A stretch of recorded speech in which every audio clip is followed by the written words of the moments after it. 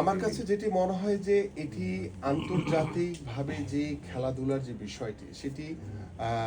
রাষ্ট্রীয়ভাবে আমাদের যারা সরকার রয়েছে তারা দেখবে এবং আমাদের যারা ক্রিকেট বোর্ড রয়েছে তারা দেখবে। কিন্তু মোস্তাফিজ আইপিএল না খেললে হয়তো বা ব্যক্তিগত মোস্তাফিজ ক্ষতিগ্রস্ত হতে পারে আর্থিকভাবে, কিন্তু আমার দেশ মোস্তাফিজকে যে সম্মান দেয়, আমার দেশকে মোস্তাফিজ যা রিপ্রেজেন্ট করে, সেই জায়গায় মোস্তাফিজের ন্যূনতম কোনো ঘাটতি হবে না আমি বিশ্বাস করি। এবং পাশাপাশি আমরা চাই যে সামনের যে বিশ্বকাপ ক্রিকেট রয়েছে সেই ক্রিকেটের এই যে মোস্তাফিজের ইস্যুটাকে কেন্দ্র করে যে বা যাহারাই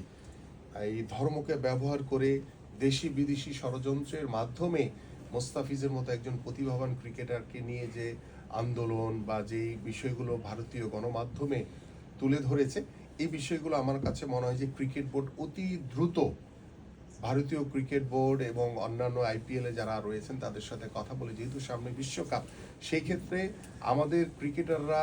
ভারতে গিয়ে খেললে একটা শঙ্কার জায়গা কিন্তু থেকে যায়, এবং সেই শঙ্কার জায়গাটা কিভাবে দ্রুত কাটিয়ে উঠবে সেটা আমি ক্রিকেট বোর্ড এবং আমাদের সরকারের যারা দায়িত্ব রয়েছে আমি তাদের কাছে ছেড়ে দিলাম যে আপনারা দ্রুত সময়ের ভিতরে এই বিষয়টি আলোচনা করে কিভাবে দ্রুত সুরাহা করা যায়।